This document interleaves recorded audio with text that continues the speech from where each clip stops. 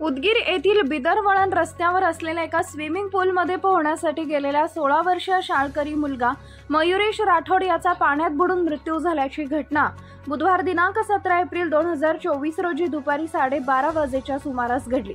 याबाबत मुलाच्या वडिलांनी स्विमिंग पूलचे मालक व व्यवस्थापक यांच्या विरोधात उदगीर ग्रामीण पोलिसात तक्रार दिली। त्यावरून स्विमिंग पूलचे मालक व व्यवस्थापक या दोघांवर गुन्हा दाखल करण्यात आला आहे।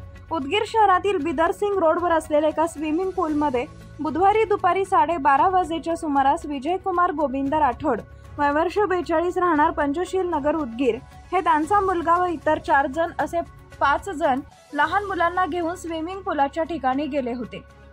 प्रत्येकी 100 रुपये याप्रमाणे त्यांनी 500 रुपये व्यवस्थापकाकडे जमा केले। मुलांना पोहण्यासाठी सोडून ते बाजूला बसले असता त्यांचा मुलगा मयुरेश हा पाण्यात खोलीचा अंदाज न आल्यामुळे बुडाला।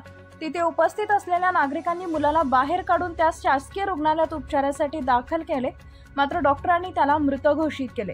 याबाबत विजयकुमार राठोड यांनी उदगीर ग्रामीण पोलिसांकडे जबाब देऊन स्विमिंग पूलचे मालक शिवशंकर प्रभुअप्पा चिल्लरगे व व्यवस्थापक शिवकुमार रमेश चाकुरे हे स्विमिंग पूलाच्या ठिकाणी पोहोचता न येणाऱ्या मुलांसाठी कोणतीही साधने किंवा जीवरक्षक ठेवला नाही।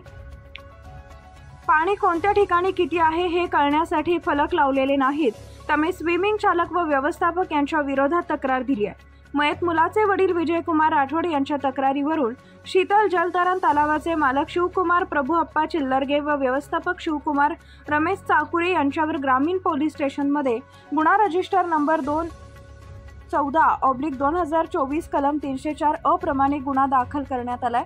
पुढील तपास उदगीर ग्रामीण पोलीस स्टेशन करत आहेत। लातूर संपादक महादेव भोसले, क्राईम मुक्त महाराष्ट्र।